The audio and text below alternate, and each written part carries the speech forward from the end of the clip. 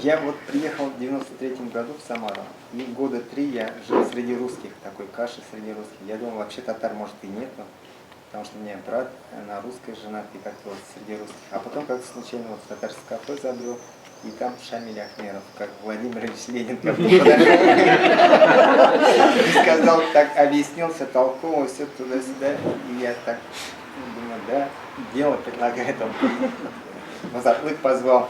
И я в Затлык там пришел, послушал, и мне уже стало так очень интересно. И вот поехали в 96-м году в Казань. В 95-м ты первый раз попал. А в 95-м?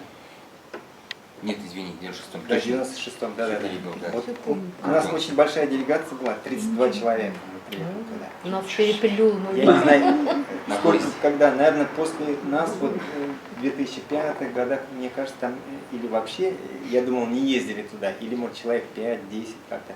А вот тогда по 30 человек приехали, с Уфы там 35 человек, по-моему. И так огромные такие вот приехали делегации. И очень, конечно, на таком высоком уровне, правильно, вот уж такие, кто хорошо на татарском языке говорят, много красивых слов сказали, это вся татарская атмосфера, все это как бы, ты как вот как цветок или растение, когда поливает водой, она сразу вот так, цветы там появляются, воспрянет. Но один тоже есть минус, когда вот уже оттуда приезжаешь, очень грустно становится, как-то вот первые как-то, да, недели, 2 как-то грустно, ты уже как-то чувствуешь охоту опять тоже, вот так есть. В лагере Картон были, да? Да. И вот как 96-й раз год. тогда и с Фархатом я познакомился. Фархат учился в университете. Мы как Анвар, его брат был. Анвар, кстати, не приехал.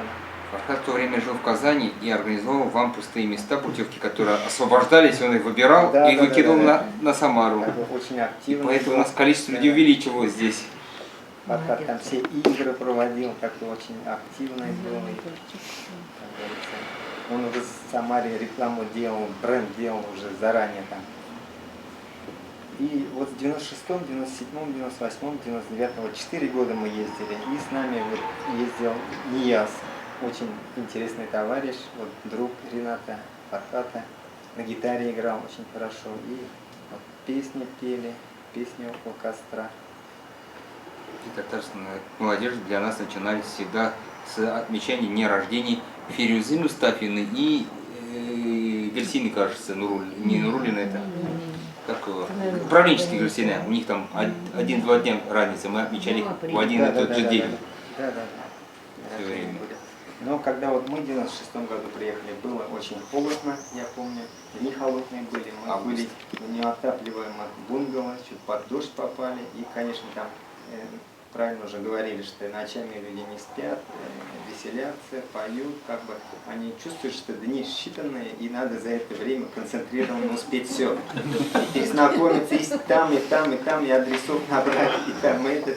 Я помню, Нияз там с Ренатом, что ли, вот так, мы в одном бунгало жили, они придут так, минут 5 там кофе, чай попьют и обратно. И даже, я помню, Нияз придет, не, я буду спать, потом полежит, там музыку слышать, нет, это самое, в Самаре выспимся и обратно ходим. Вот такая атмосфера была.